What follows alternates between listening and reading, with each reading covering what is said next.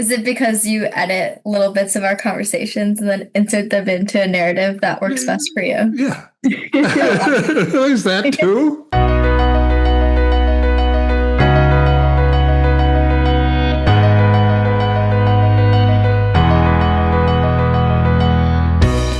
Welcome, everyone, to the November 2025 edition of The Impact, a Sustainable CT podcast.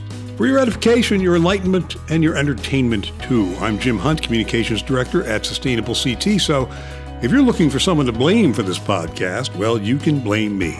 But remember, this is never a one-way conversation. We always want to hear from you for our edification and enlightenment. Drop us a note, won't you, to info@sustainablect.org. The Impact is brought to you in part by the Common Sense Fund. The Common Sense Fund supports environmental change through education, policy initiatives, promotion of carbon-free energy sources, and stewardship of our natural resources. The fund promotes action both on the environment and in the arts that is practical, creative, and addresses social needs, and we are oh so glad they do. Visit them at commonsensefund.org. Remember, we can't do what we do without you. We don't have a magical rainbow unicorn money tree, no sir, but you can be a Sustainable CT sponsor. Find out how at sustainablect.org.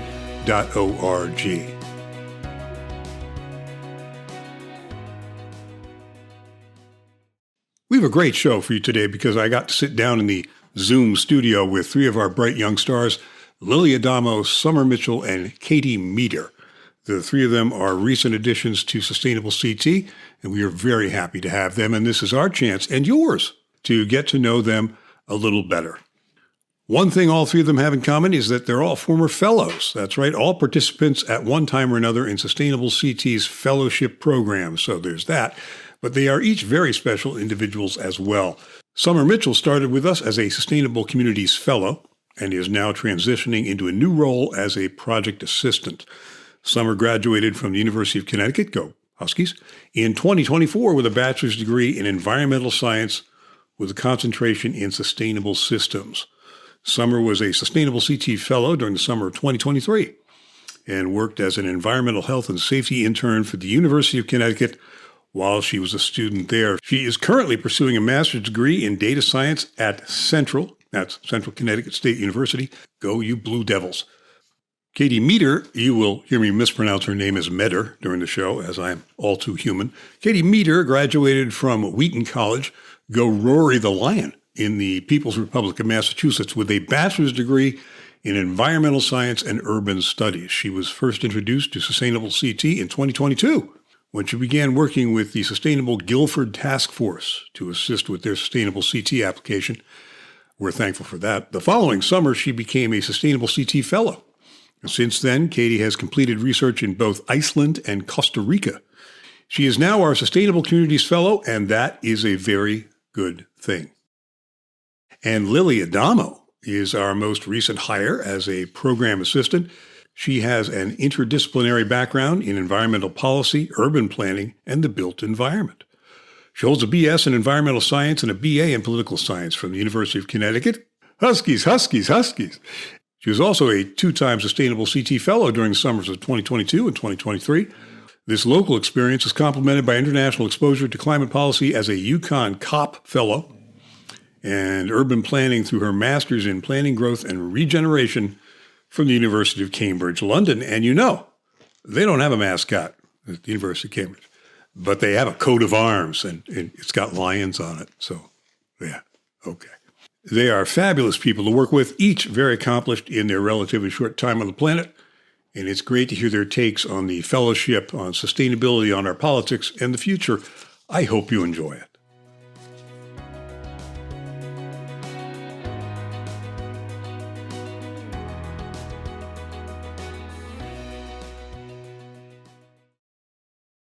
We are talking today with Lilly Adamo and Katie Meter and Summer Mitchell, who are all recent additions to the Sustainable CT. I hate to say Sustainable CT family. I don't like that. It's not a family. Jim, if it is, a dysfunctional family. To our organization, to our group of well-intentioned people. Our team. Yeah, our team. But anyway, you guys are relatively new. Summer, you've been around a little bit longer than Katie and Lily, I guess. Lily, you're a bona fide employee. Yes, I'm a program assistant. Okay. And Katie and Summer, are you a Sustainable Communities Fellow? I am transitioning into program assistant. Yes. Okay. That's what I thought. Because I was looking at this going, I thought you were like on board entirely. And not to say that a Sustainable Communities Fellow is not important. It is. But it's that weird thing. It's that odd thing where we're sharing. That's what Katie's doing right now. You're doing that with Connecticut Green Bank, right? But we love them and they love us, thank goodness. And we do a lot of work with them. And so there's a very natural fit there. So we've created this fellows position that kind of works both sides of that fence. And that's what you, Katie, are doing. So that's who I'm talking about. All right. So we have Lily, Katie, and Summer with us today. And what actually prompted this whole thing, I was talking to our exec, Jessica Clare. We said, these are all former fellows. I mean, it's an astonishing thing. I mean, I don't think we intended that. We didn't go out and say, let's go hire some former fellows. It just worked out very well. And it makes sense if you think about it. There's a certain logic to it. You folks have been kicking around the sustainability field for some, number of years now. And we certainly knew of you because you were sustainability fellows.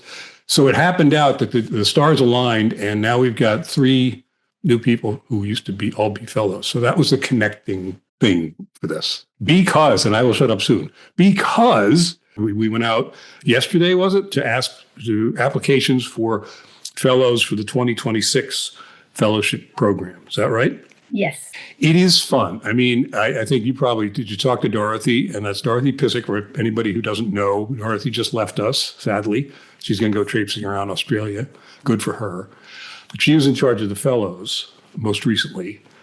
And it's like herding cats. But it's fun, right? You guys, because you were a fellow, you know what the whole gig is. Yeah, it'd be really exciting to be on the other side of the table. Okay. That's good. All right. So we're going to be doing the 2026 fellowship, and we're taking applications now. Get your applications in. Let's talk about the fellowship as long as we're on that subject. Lily, take it away. What do they need to know? What do they need to do? Why is it important that we have this fellowship? What's good about it? Of course. So I'll start off with just like more of the logistics type of thing. So in order to apply, like I mentioned, you send all of your application materials over to me at lilya@sustainableCT.org, and they're due by February 9th at 5 p.m. Eastern Standard Time. And then what we're looking for, fellows are really crucial to the Sustainable CT program. It's kind of the highlight for a lot of towns in terms of who they're working with. So over the summer, fellows are really crucial in terms of helping towns achieve certification. So fellows will work directly with towns, and that can range from working with volunteers to town leadership. There's a really wide array across the different towns in terms of the approach that they take. And it's a really great opportunity to get exposure to our wide array of sustainable actions through our action roadmap, because you get so familiar with the certification process.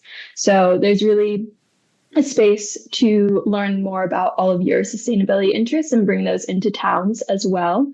So we're really looking for people who are passionate, who want to work with municipalities, who want to work with towns, and make that local difference. And yeah, the work that you do as a Sustainable CT fellow really carries through in all of these towns too. Like I was a fellow in 2022 and 2023, and I'm still seeing like the success within now meeting with towns again and reconnecting. So it's really fulfilling and really exciting. So we're really looking forward to seeing all the people who apply for this upcoming 2026 fellowship.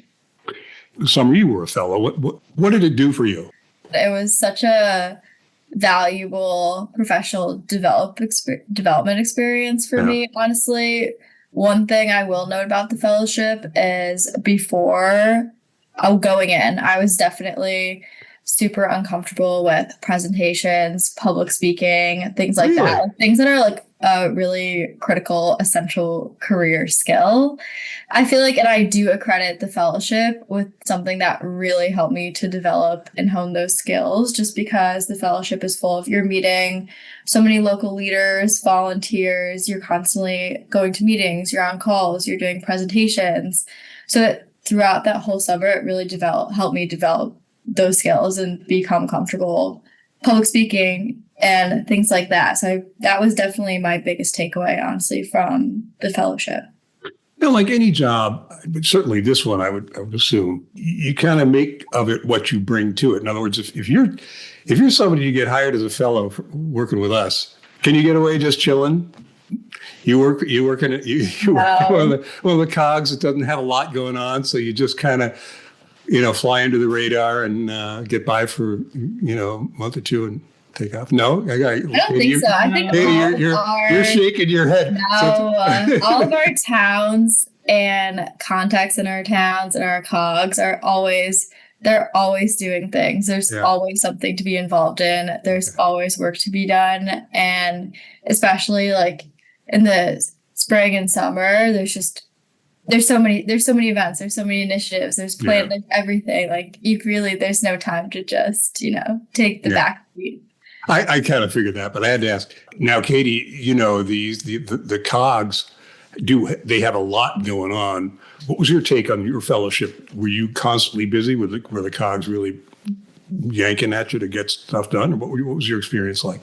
For sure. For me, I remember the most surprising part was it was the first time where I was just sent off to meetings alone. And I remember getting out of my car, showing up at a municipal meeting and thinking, where's my supervisor? I'm here, I'm alone, I'm doing it myself. So I think there's a ton of support, not only from Sustainable CT, from your fellow fellows and from the COG, but it's also a really good opportunity to start to be independent. And, you're not the type of intern who's going and getting coffees for the big people in the meetings. You are, able to do work, able to pursue your own projects and interests with, at least 3 support systems behind you. Yeah. Well, so Katie, let's stick with you. When did you first become interested in sustainability issues? Was it high school? Was it college? How did you first get into this? There was actually a time, I can't remember when I wasn't interested in sustainability. So my mom's cousin lived with us when I was a kid, and he had an awesome rock collection. So, my 4th grade yearbook says I want to be a geologist when I grow up. And I never veered from that. I always have wanted to be in sustainability. And I think my high school did a really good job of letting me take extra science classes, all the clubs. And then, of course, college just solidified that even more, especially with my internships and involvement with Sustainable CT. But there was never a time I wasn't interested in sustainability. Wow, that's great. And what about you? What about you, Lilly? You got quite a history with this stuff too. Yeah, I would kind of really echo that. I can't really think of when my interest in sustainability started. I will say, like, in terms of an academic path, it definitely started in high school with taking AP environmental science classes, and then really continued throughout college. I think I was really lucky to have a lot of great mentors along the way at UConn. I was able to take a lot of classes that really prepared me well to work in the sustainability field. I would say the e-core classes were really great. I was able to work on things ranging from stormwater to brownfields to climate resiliency projects, which were really great opportunities to work directly with towns. And then I also was able to be a part of a lot of extracurriculars, like working with the Office of Sustainability, which was really valuable career experience. And I feel like all these skills kind of led me to Sustainable CT, where I really found that my interests, which were very interdisciplinary, very much aligned with how Sustainable CT approaches this question of sustainability and like, how do we actually implement it? So yeah, not one specific moment, but I feel like sustainability has really been throughout my life, and I've been able to really figure out different career avenues to explore a bit more. Well, we are nothing if not interdisciplinary, for sure. Agreed. Really, if you think about the approach of sustainable CT is pretty comprehensive. It touches on so many things, and people take it to be like an environmental organization. It's not. I mean, it is that, and then there's so much more to it. Between all the equity work and local economy and everything else, it covers a whole lot of ground. So, all right, Summer. Now, I think I know your story, but tell me anyway. How did you get into this? Into sustainability. Yeah, I guess honestly, just like same as Katie and Lilly, really hard to pinpoint a time that I wasn't interested in sustainability. If I had to go all the way back, growing up, I was super interested in animals and wildlife. And then as I got older and, the world got bigger, those interests just kind of like naturally snowballed and expanded into the world of environmental and sustainability and resilience. And then going to UConn for environmental science, like Lily said, they just have such a great academic trajectory for environmental students. And there's a lot of opportunity for great courses and to get like hands-on involved. So that's really, I guess, how it started. It's hard to find a time where it wasn't like a core value to me. You guys are so lucky in a way. I mean, I'm not going to make it. You're lucky in a way. I'm an old guy. So and when I was coming up, none of this existed. Even the natural sciences really didn't touch on the environment very much. They did some cursory stuff about it. We didn't have this opportunity. That said, it's also, my generation that screwed things up so badly. Now, handing off to you a world that, frankly, you're going to have to work really hard to put back together again. We might touch on that a little later. It's just that it's very interesting. My kids, who are roughly your age, my son's senior now, just have a whole different perspective, on this than I did when I was a senior in college. It's a totally different approach. Katie, you've been in Iceland and Costa Rica. Yep. These are two extremes. What were you doing there? So in Iceland, I had the opportunity to go with some professors from school, and we were doing biogeochemical research. So there was a lot of different research projects in the group of students I was with. But my project specifically was looking at glacial moraines. So when glaciers retreat, essentially how fast do plants' primary successors grow back? And it was really great because for my project, we just got to travel around the entire southern part of the Iceland, hang out at the foot of glaciers and count plants. So it was incredible. You really can't find a better and more cool place to do research. I mean, you think that of sounds Iceland, very cool. All the volcanoes, all the glaciers, but even some of the landscapes we saw, it really felt like you were in Mars. So that was a really awesome opportunity. Yeah. What about Costa Rica? Now, these are like two places I've always wanted to go and never gotten to. Why Costa Rica? It seems like the other side of the coin, right? Well, that's exactly why, because it's the exact opposite. So for that, I went for a class called Tropical Field Biology. So we learned a lot about plant identifications. And for this class, we only stayed in two places. So Iceland, we traveled around the whole island. But this one, we were in the middle of nowhere, like 5-hour bus ride from the airport, real true middle of nowhere in the woods. I saw literally every animal you can think of when you think of Costa Rica. It was incredible. And there we did a lot more animal-based research. Obviously, there's a lot more animals in Costa Rica than there are in Iceland. So I did one project looking at leafcutter ants and how they avoid obstacles and deal with obstacles in their path. So spent a lot of time counting ants. And then I did a research project on the howler monkeys, which were really cool. Wow. That is a liberal education.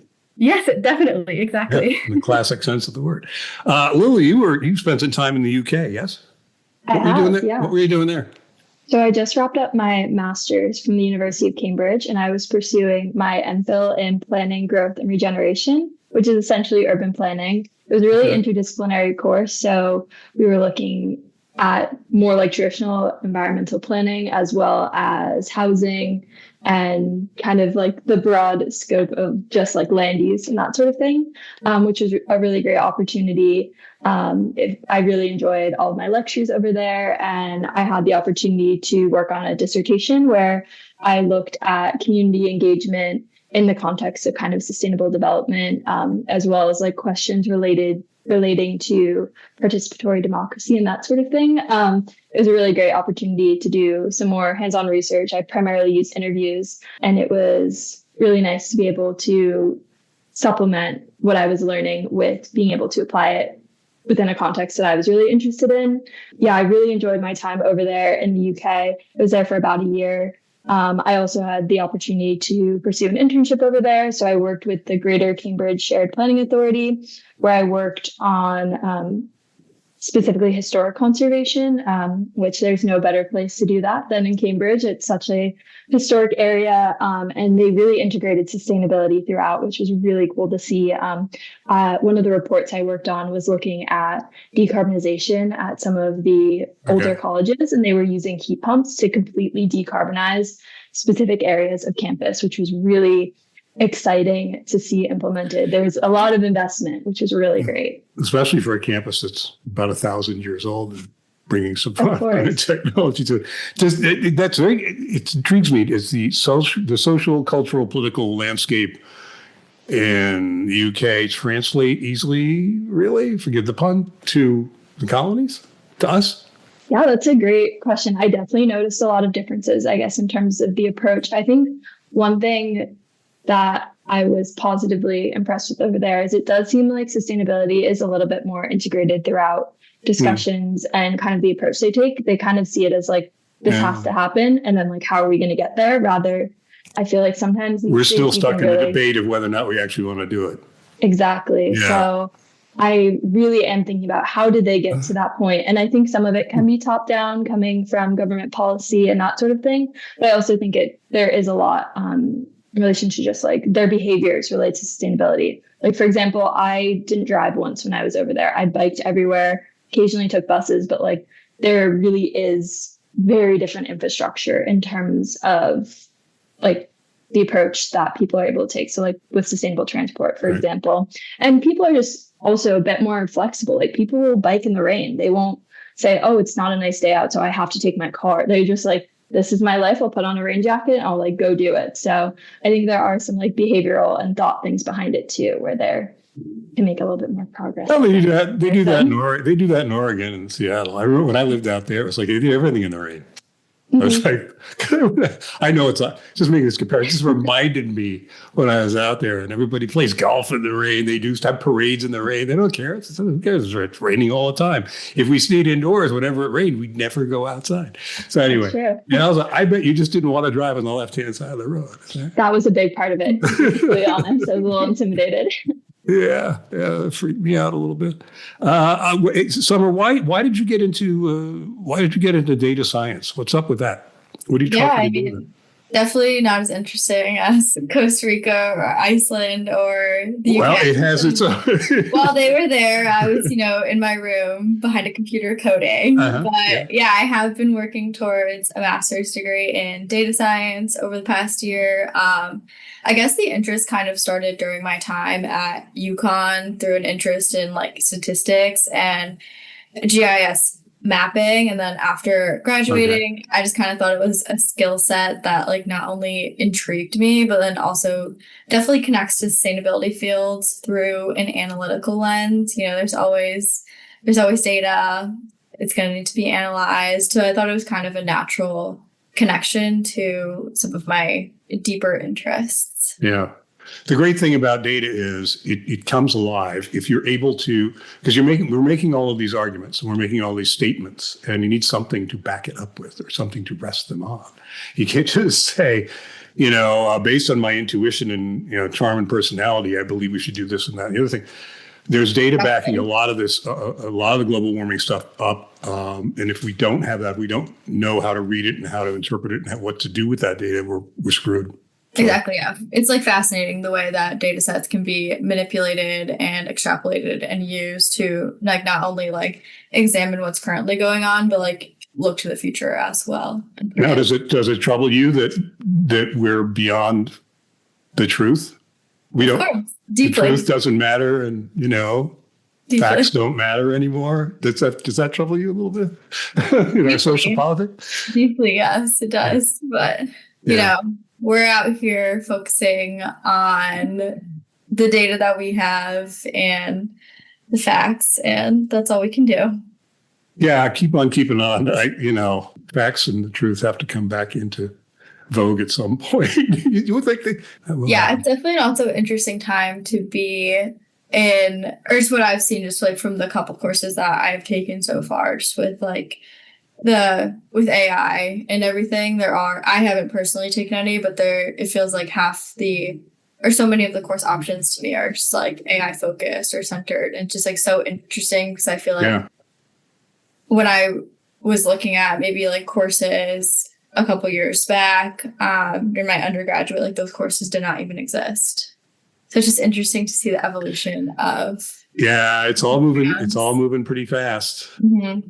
Yeah, the stuff that my son is doing, I keep trying to tell him, and I don't know if it's true, but when you're in the process of learning, you don't really have that perspective. I mean, in 10 years, maybe less, 5 to 10 years, all of it's going to change. Especially AI is very scary. It's going to make things change even more rapidly.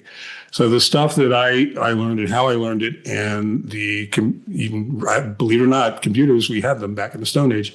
All of that has changed so radically in the many years I've been on the planet. But even my son, who's learning stuff today, I keep trying to tell him, look, watch that space because it's going to change radically in the next 5 years. And what's really hard is to stay on top of it, to stay current. It would be exhausted. I would be exhausted trying to do that for the most part. So good luck with that. good luck. Summer got us covered. Okay. Well, I want to ask all you guys, how did you come to Connecticut? Were you born in Connecticut? Katie, start with you. Were you born in Connecticut or did you come there? Born and raised Guilford, Connecticut, although I guess I live in Madison now, but my family's born and raised Guilford, Connecticut. Okay. All right. And so how many generations do they go back? Go to the cemeteries in Guilford, and it's the same 3 names over and over. So we don't go that far back, but my grandparents moved here right before they had my dad and his brother. Oh, okay. So I ended up living in that house too for a bit when I was a kid. So at least 2.5 generations, we'll say. How about you, Lily? Were you from away? I also was born in Connecticut. Oh, okay. Yeah, I'm from Greenwich, Connecticut. So I grew up there and then went to school up at UConn. So spent most of my life in Connecticut. And I feel like, honestly, I've been able to kind of really get a grasp of like the diversity across Connecticut too, coming from like Greenwich is a lot further down and closer to New York City versus Stores. You get a little bit more of a rural experience. And there's so much to learn, I guess, about Connecticut, which has been really cool. Yeah, we're never sure about Connecticut. It's either prettier New Jersey or uglier Massachusetts. All right, Summer. What do you think? Where are you? You original? I was born out of state. So now Good for you. So was I. So all right. I was born in Virginia, but I've lived in Connecticut for as long as I can remember. It's always been home, and then I loved it so much that I also went to UConn and stayed in state. So Central Connecticut has always been home to me, but I was born out of state, so there's no family ties in Connecticut. You'll always be from away. Yeah, my parents are new to Connecticut as well. So, I was born in New Jersey, Exit 8. We moved up to Connecticut. We moved up to Woodbury when I was 14, which was quite a shock coming from New Jersey. So, and it's like, whoa, there are places with trees and hills, and you got to drive everywhere because you couldn't. It wasn't like an urban center. I know this is a terrible question to ask, but I'm going to ask it anyway because what the hell? Where do you see yourself in 10 years? You still going to be kicking around Connecticut, Summer, or you're going to be in New York City, aren't you? As you may know, I actually live in New York City currently. I moved here over the summer, and it's been great so far. I have some family in New York City, so it's just been nice to be closer to them. It was just always a dream of mine.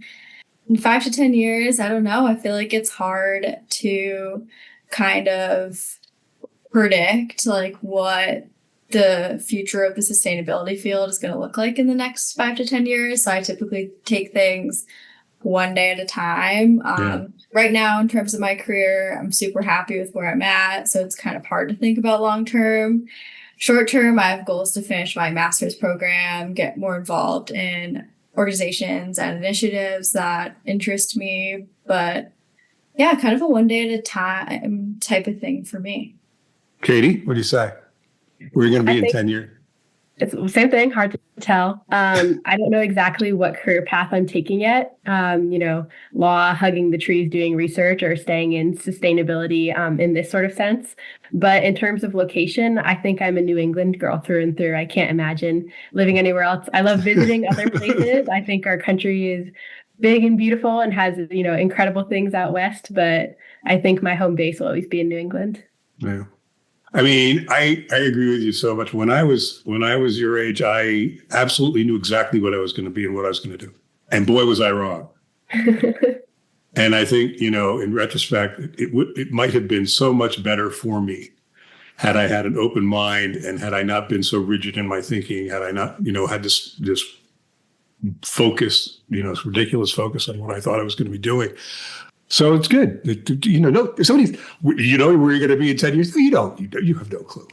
Things are going to happen to you. Stuff is going to happen, and it's going to boom. You just send you off in some direction you didn't even count on. What do you think? Well, what do you think you'll be doing in 10 years? Any ideas? Yeah, not to sound like a broken record, but I think the only constant. But who knows? Who knows? But the only constant will be that sustainability will be throughout. I think that's honestly my go-to answer when people ask what I want to do. I just want to be helping people and having a positive impact. I think the impact side of things is much more important to me rather than the title or particularly where I end up. So right now is the perfect role because I feel like I am having that impact. That's a great attitude to have. Yeah, I mean, you can bring that to bear on so many different things, no matter what happens to you. If you keep a good head on your shoulders about wanting to be helpful in some way, then you probably will be. So that's great. That's great. Let's take a second, and we'll come right back because I want to actually hear some opinions from you folks. So you guys are smart, and I'd love to hear what you take on some of the issues of the day. So we'll be right back.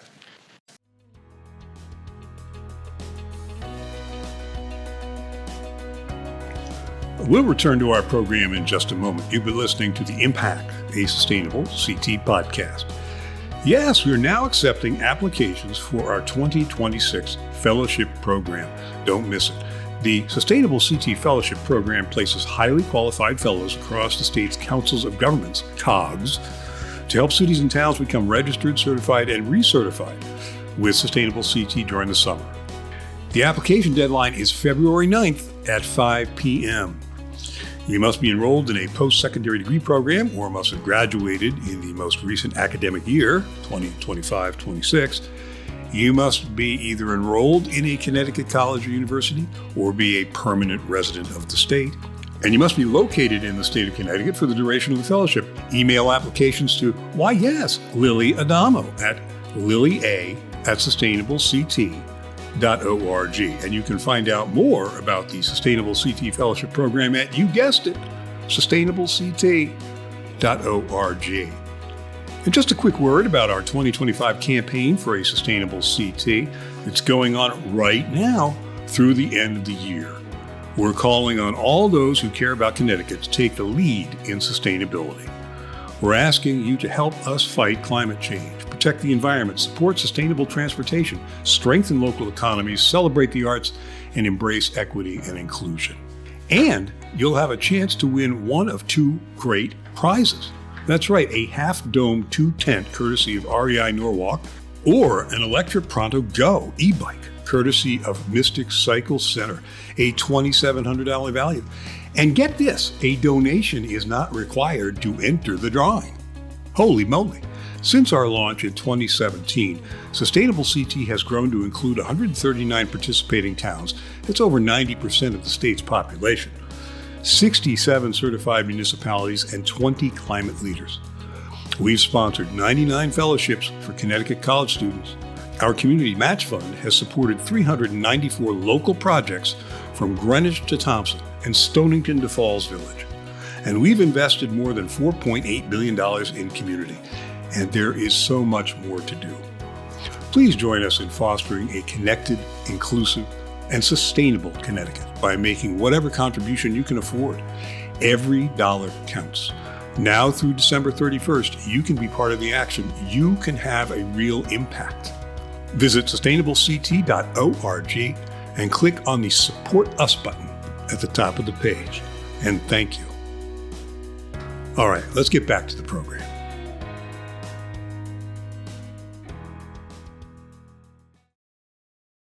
All right, we are back with Lilly Adamo, Katie Metter, and Summer Mitchell, who are all former fellows, but they're also gainfully employed, more or less, with Sustainable CT now. So we're very, very glad to have them.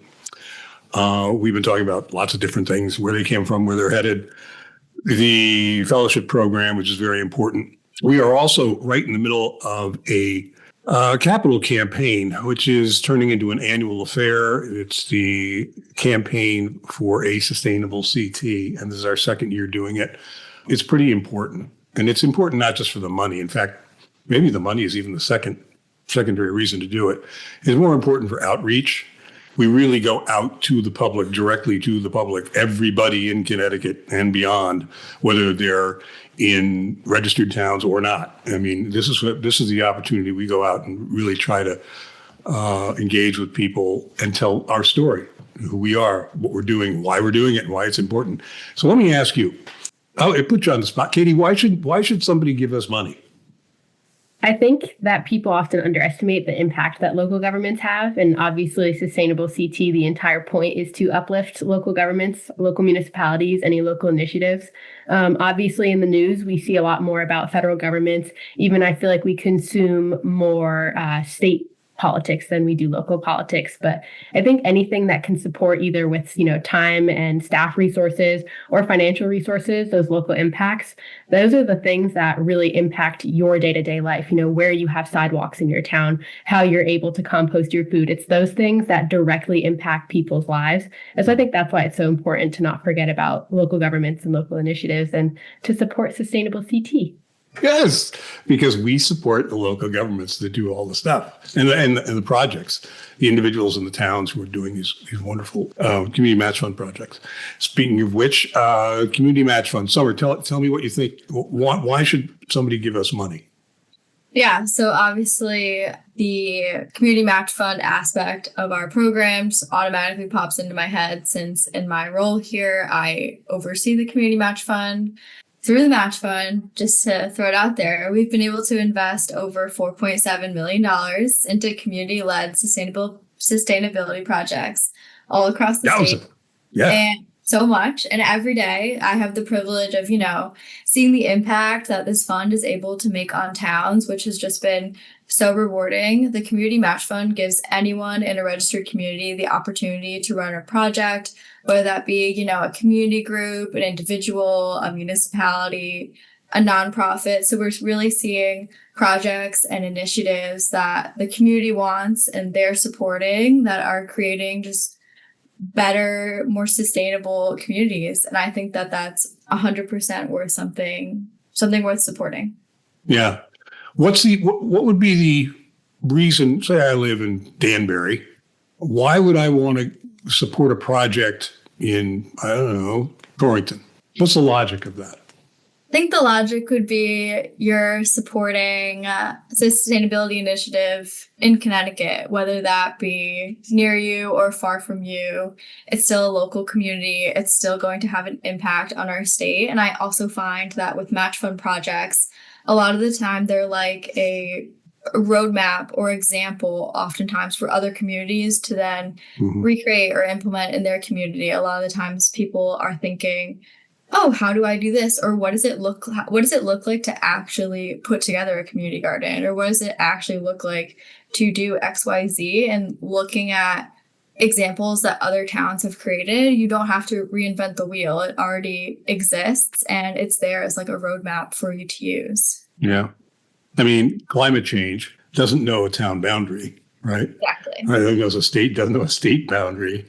We're all in this together. And I mean, to the degree that we can help each other is really huge. None of these towns, no town really, they can't handle these things on their own. We all have to be able to work together to try to mitigate some of the larger climate issues. All right, Lilly, give me your best elevator pitch for giving us money. What would it be?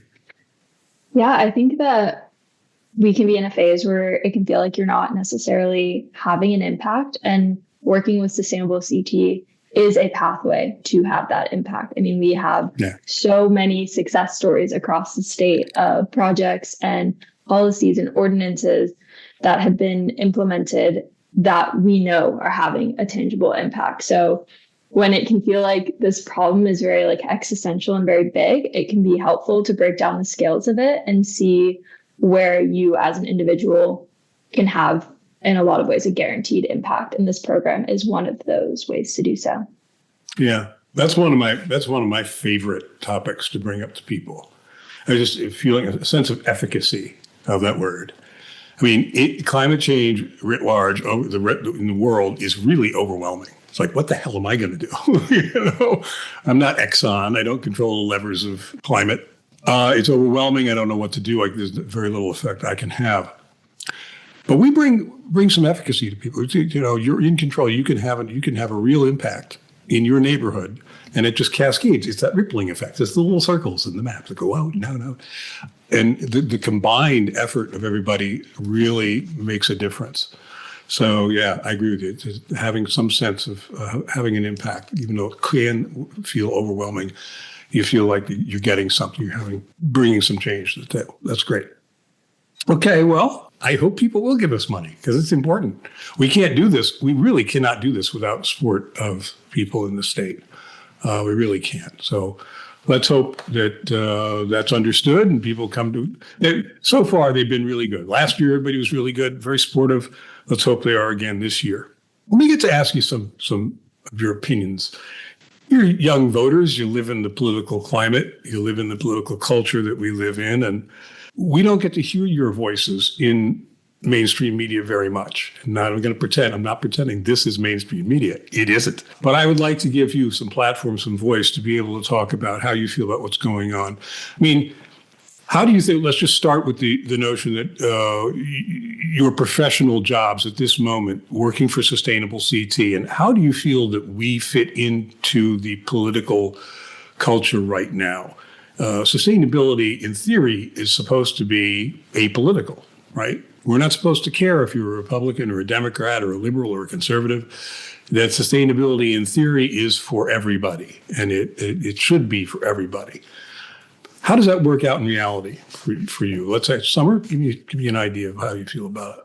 I think it's hard because it should be apolitical, right? I just feel like it should be. Unfortunately, it seems like many terms that I never would have ever considered to be political in the slightest suddenly are, and that's confusing to me. Sustainability is such a broad term. To me, it means like equitable, environmental, resilient, eco-friendly, creating an environment in a community that's sustainable for all people to live in. So for me, I struggle to see how that can be political. Well, and just to go back to what Lilly was saying when she was in the UK, their political culture has moved on. They've had the debate. They've more or less made the decision. And we seem to be stuck in this morass of debate as yet. And how is it possible that we're still arguing about this stuff at this point? I think that I'm still stuck there. Yeah. That's great. Katie, what do you think? I think that I'm really thankful to be in Connecticut right now working on sustainability. Yeah. Obviously, having recently graduated, hearing all the information about research and DEI being removed from all of that's a little stressful. But sort of like Summer was saying, sustainability means so much more than just those hot button topics that we talk about in the media. For example, the Sustainable CT program, we also include affordable housing, arts and culture, thriving local economies. So it's not just those hot button, tree hugging topics that people like to point fingers at, but it's so much more than that. And so I guess politically speaking, I'm really thankful to be in an environment where that's accepted, because I know that's not the case everywhere. But I just wish that people saw sustainability as broadly as we do here at Sustainable CT. Yeah. And that it was talked about more that way. Our approach to a lot of towns, trying to make a connection with towns that may not have heretofore been connected with what we're doing. We said, look, we'll save you money. Mm-hmm.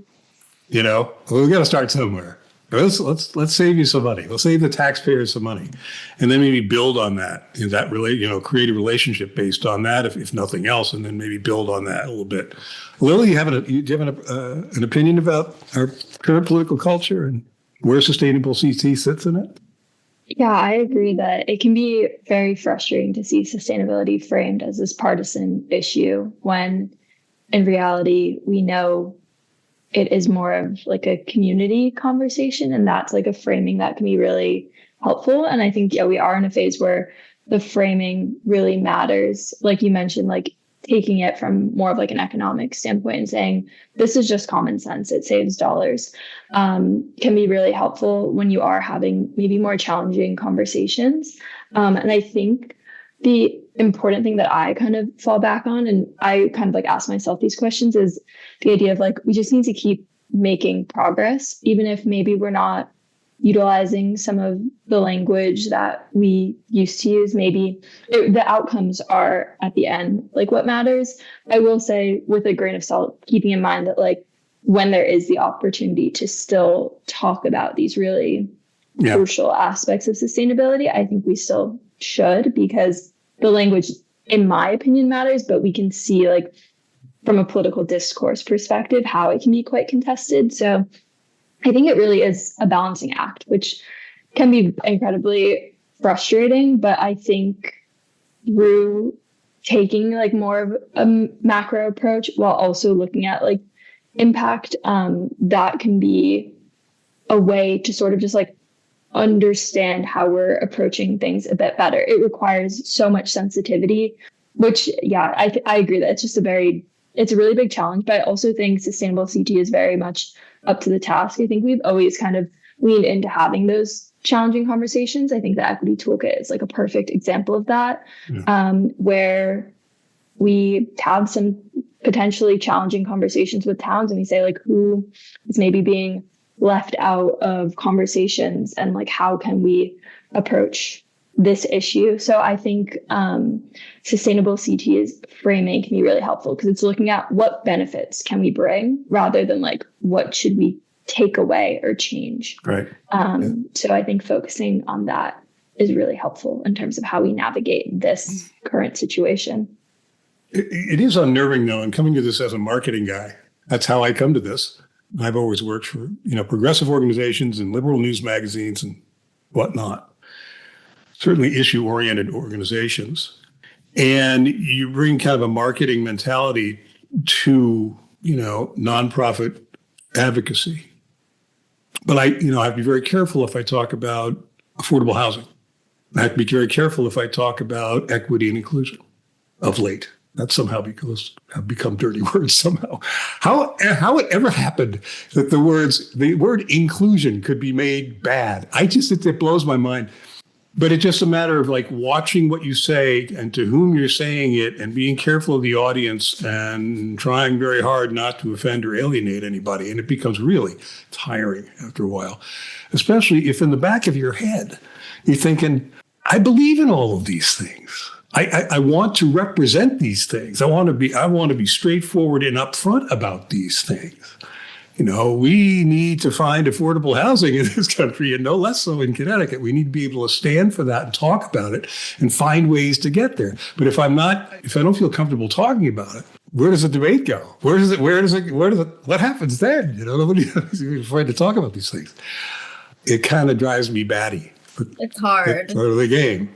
It's like, why should I feel pressured to feel like to certain people to walk on eggshells around issues like sustainability, equity, inclusion, when like, why am I walking on eggshells? These are things that are important, and they're important to me. Like, it doesn't make any sense. Right. You think you should be able to say it loud, say it proud, get out there, but can you really? That's always the question. Now, Katie, we're talking about being lucky to live in Connecticut. I got to say, we are lucky in that respect. At least our social politic here is a little more forgiving, a lot more progressive, even in the worst cases than it is elsewhere. I mean, there are some places in this country that are still really scary when it comes to the polarization, the extreme polarization in the social politics. We're a little better off, I think here than in lots of other areas of the country, but it still can be daunting. Lucky to be in Connecticut, and echoing Lily and Katie's comments as well. Lucky to just like be a part of an organization and work for an organization that recognizes that, hey, yeah, these are important issues that need to be addressed. Now, Lily, we talked about it earlier. You had gone to COP27, which is very cool. You went there with UConn program. They're coming up on COP30, right? Isn't that happening soon? In Brazil. Yes, Brazil. Yeah. I was reflecting on that the other day. I mean, there have been 30 of these sessions. And what has changed? Has anything that's a good question. significantly changed? I'm not going to pretend to be a scientist. I do, however, have a brain in my head, and I do read as much as I can about, where we're currently at in terms of global warming, and what I see is not pretty.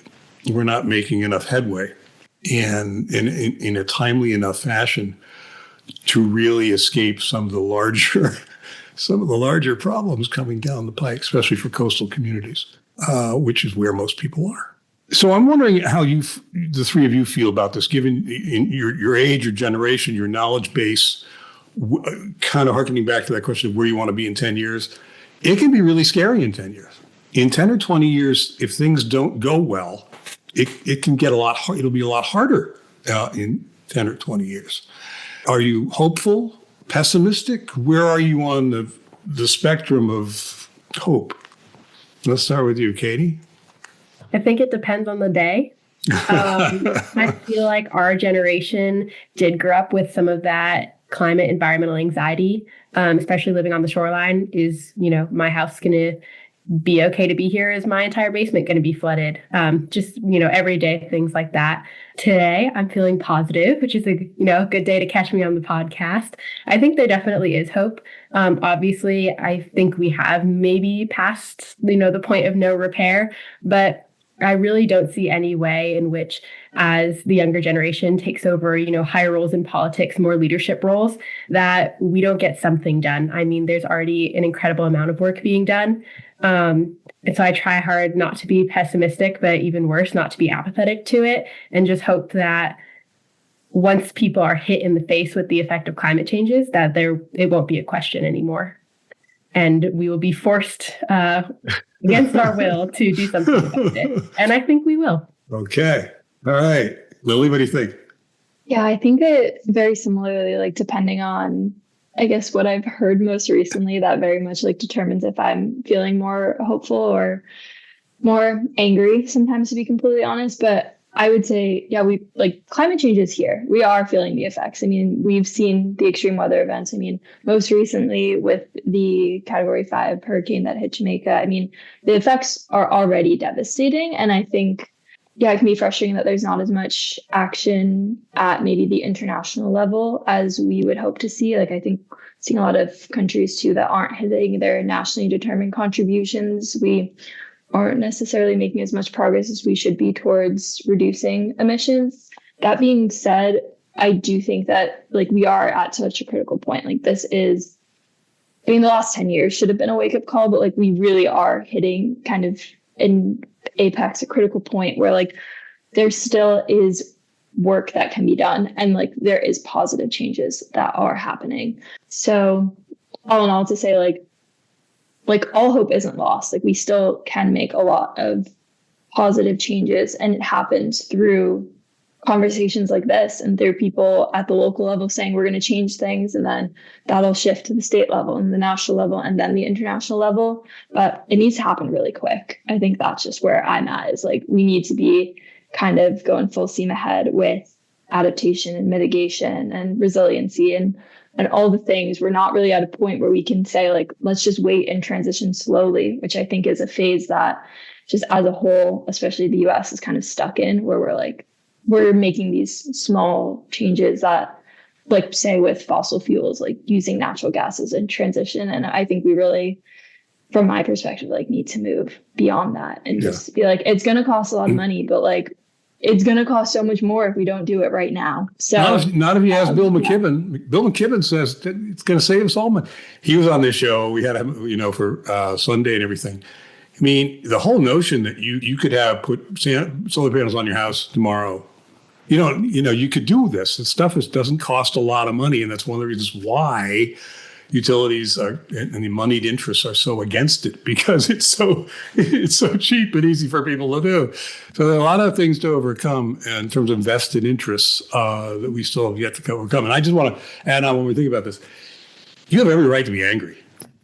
If you were your age, I was in your generation, I would be really seriously pissed off. Respect our elders and all that crap. I get it, but we blew it, and there's no like way around. There's no way to argue about it. We messed up, and we're leaving a world worse off than we found it. I mean, my father came back from World War II, and there was the GI Bill, and there was the big baby boom, and thank you, the baby boomer, and everybody, labor unions were on the rise, so there was more equity. And ever since the 70s, it's been going, no, we're going to screw it all up.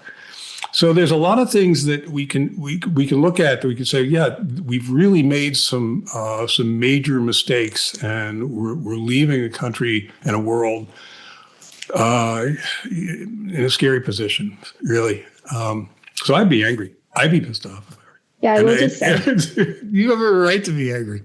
What do you think? What do you think, Summer? You're going to wrap us up because we're going to run out of time, but I want to hear from you on this too. Yeah, I'll keep it quick. I'm definitely typically a little bit more angry and pessimistic, if I'm being honest. It's hard for me to not get into that like climate anxiety or doom spiral of thinking about, what am I doing to be more sustainable, or like what needs to happen internationally to hit this threshold and hit this goal. And it feels like there is no action. So if it feels virtually impossible, what's the point of doing anything? Why don't I just do whatever, who cares? Like, it doesn't matter. It feels like it doesn't matter sometimes because it can feel dooming, but I have been more hopeful recently. Things that keep me hopeful are, it's nice to see some younger politicians coming into office. I think it's important to represent the younger generation and like our thoughts on this, since we do have a completely different perspective. Like we were just thrown into this, we've grown up thinking like this. We've grown up into this situation. So it's nice to see people like that coming into office. It's also... it keeps me hopeful, like just trying to remember that, real change like does start at the local level. I feel like within my role here and connecting with local leaders and volunteers, I do see so many people working to be as sustainable as possible. And I do see so much change happening, and it just makes me really hopeful for the future. Like at the end of the day, I just hope the amount of people that really want to see change and impact happen largely outnumber those who don't. Yeah. And like that's just what it feels like it's going to come to. That's what I keep coming back to. I agree with you, Summer. It's the people I keep meeting, especially, not to put too fine a spin on it, the young people. I take a lot of positive energy from that. And even dealing with the towns that we work with, people are working really hard, and if there are that many people with that much effort into it, and we're not alone. There are people all over the country doing this, and indeed all over the world who are really putting their backs into this. That gives me some hope. It really does. We're gonna do the best we can with the time that we have, and we're gonna, make as many positive changes as we possibly can. It has been great talking to the three of you. Thank you for this and for working with Sustainable CT and really helping Connecticut become more sustainable, because that's what you're doing. So thank you. Thanks for having us. Thank you. Thank you. You are welcome. Thanks a lot.